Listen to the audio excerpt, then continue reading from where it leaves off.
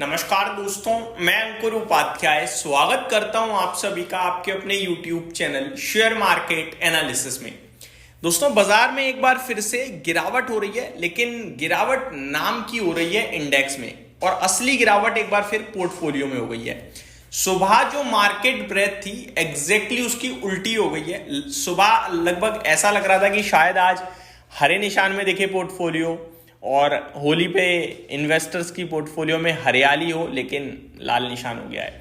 मैं आपको पहले इंडेक्स का बताना चाहूंगा। करीब 90 पॉइंट नीचे निफ्टी ट्रेड कर रहा है। सेंसेक्स की बात करें तो यहाँ 200 पॉइंट्स की गिरावट है। बैंक निफ्टी बिल्कुल फ्लैट है, कभी लाल हो रहा है कभी हरा हो रहा है।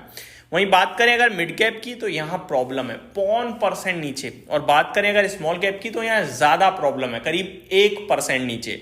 मार्केट ब्रेथ 780 शेयर्स पॉजिटिव हैं, जिसके सामने 1700 शेयर्स नेगेटिव हैं। यानी एक बढ़ने वाले शेयर के सामने दो से ज्यादा गिरने वाले शेयर्स हैं इस समय, आप ये कह सकते हो। और इसी की वजह से मैं आपसे कह रहा हूं कि आज पोर्टफोलियो एक बार फिर लाल निशान में होगी। लगातार तीसरा दिन ऐसा है दोस्तों जब इंडेक्स को तो मैनेज कर लिया, लेकिन पोर्टफोलियो लगातार तोड़ रहे हैं। अब इंडेक्स को मैनेज क्यों कर रहे हैं, कैसे कर रहे हैं और पोर्टफोलियो क्यों टूट रही है, इस पे आता हूं। लेकिन उससे पहले सेक्टर्स का हाल सुनो। जब मैंने पहली वीडियो बनाई थी इससे पहले, उसमें मैंने कहा था तेजी है, लौटी तेजी, अच्छा दिख रहा है, ठीक दिख रहा है, लेकिन हमें कुछ नहीं करना चाहिए आज का ट्रेडिंग सेशन। और निफ्टी दायरे में ही रहेगा। 22,400 सबसे इंपॉर्टेंट है, ऊपर 22,700। फिर मैंने एक छोटी रेंज दी 22,350 से 22,500 की, और जो क्लोजिंग है वो 22,500 और 450 के आसपास रह सकती है। ये हमने आपके साथ व्यू शेयर किया था, क्योंकि आज है वीकली एक्सपायरी और सेक्टर उस समय मात्र 2 या 3 सेक्टर लाल निशान में थे। एग्जैक्टली उसका उल्टा हो चुका है, अभी सब लाल हो गया है, मात्र एक सेक्टर हरे निशान में रह गया है, वो है पीएसयू बैंकिंग सेक्टर। बाकी रियल एस्टेट 1.5% नीचे है, मीडिया 1.5% नीचे है, auto 1%, mid cap, select, metal, IT सब टूट गया दोस्तों। खराब पोजीशन हो गई काफी ज्यादा। अभी निफ्टी 22,398 ऑलमोस्ट आप कह सकते हो 22,400, और यही लेवल है जहां एक्सपायरी होने के चांसेस सबसे ज्यादा हैं, क्योंकि 22,400 की पुट में राइटिंग थी। इसके नीचे ब्रेक नहीं, इसके नीचे ज्यादा देर नहीं टिकना चाहिए। और अब 3:10 हो चुके हैं, 3:15, 3:20 पे तो वैसे ही ऑटो स्क्वायर ऑफ हो जाता है पोजीशंस में। और मैंने साथ ही साथ कल परसों आपके साथ एक चीज और डिस्कस करी है जो बड़ी इंपॉर्टेंट है, आप ध्यान से सुनिए। जो कुछ होना था वो मैं ऑलरेडी बता चुका हूं, अब आगे का क्या दिखता है वो समझिए। अमेरिका के बाजार में बीते कुछ दिनों में जो भारी सेल ऑफ आया है, हमने उस पर रिएक्ट नहीं किया, क्योंकि हमारे लेवल्स डेटा जो कह रहे थे कि 22,400 के नीचे आप नहीं जाओगे। अब कोई डेटा नहीं है, कोई लेवल नहीं है, नई एक्सपायरी में चल देंगे हम, फ्रेश डेटा डेवलप होगा। कल बाजार बंद है, मंडे खुलेगा सीधे। तो अब मंडे को हमारे पास देखने वाली बात यह है कि क्या हम ये 22,400 टिका पाएंगे, ऊपर आएंगे, या फिर एडिशनल दोबारा से सेल ऑफ आएगा। तो मंडे से बड़ा इंपॉर्टेंट होगा दोस्तों बाजार का मूड माहौल देखना, क्योंकि हमें ऊपर जाने के लिए तेजी चाहिए, क्या बनेगी ये देखना होगा। डेटा सारे ठीक आ रहे हैं, लेकिन उसके बावजूद भी पोर्टफोलियो इंडेक्स नीचे जा रहा है। मुझे लगता है कि यहीं कहीं रुकना चाहिए, अब वापस से मंडे से ऊपर आना चाहिए। बाकी डेटा जैसा भी फॉर्म होगा वो मैं आपके साथ शेयर करूंगा।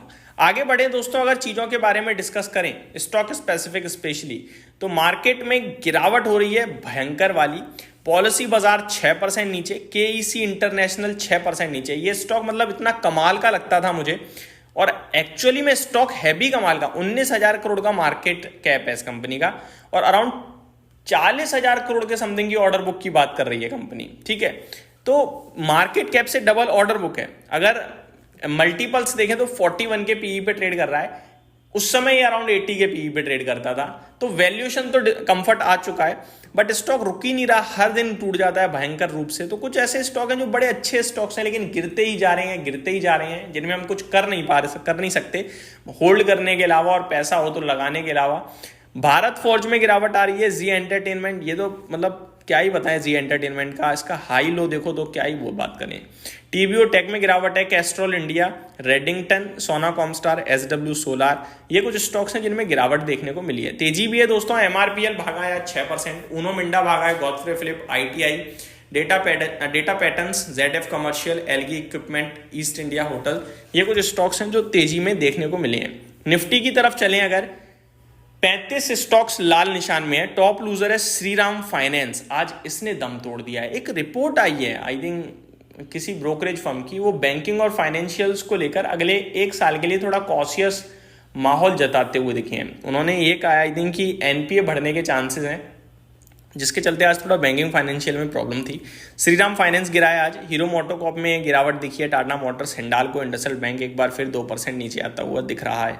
15 शेयर्स पॉजिटिव थे। बीईएल में तेजी थी 1% की, एसबीआई में आधे % की, आईसीआईसीआई में आधे % की, सन फार्मा सिप्ला में भी आधे % की तेजी देखने को मिली है। यहीं पे कुछ है नहीं दोस्तों बाजार में ज़्यादा शेयर करने के लिए। और लिक्विडिटी की बात करें अगर आज, तो कामकाज तो सही हुआ है। डेटा पैटर्न्स में 2050 करोड़ का कामकाज हो गया है। इंडसइंड बैंक में 2000 करोड़ का हुआ है, बीएससी में 1360 करोड़ का, एचडीएफसी बैंक में 1200 करोड़ का, भारतीय एयरटेल में 1160 करोड़ का। इस बीच में अवंती फीड 52 वीक हाई लगा रहा है। ये सी फूड रिलेटेड स्टॉक्स हैं जो मैं काफ़ी बार आपके साथ डिस्कस करता हुआ दिखाऊं बीते कुछ समय में। बढ़िया कर रहा है ये स्टॉक। यहीं समाप्त करते हैं दोस्तों इस वीडियो को। ज़्यादा कुछ हुआ नहीं है, बाजार में एक दायरे में रहा है। इंडेक्स को पूरे हफ्ते रेंज में रखा गया, स्टॉक्स पूरे हफ्ते टूटे स्मॉल कैप मिड कैप के चलते, तो कुछ खास नहीं था, नेगेटिव ही नेगेटिव था। यहीं समाप्त करते हैं इस वीडियो को। बाकी आप त्यौहार मनाइएगा बस। Thank you so much for watching this video. Have a great day guys.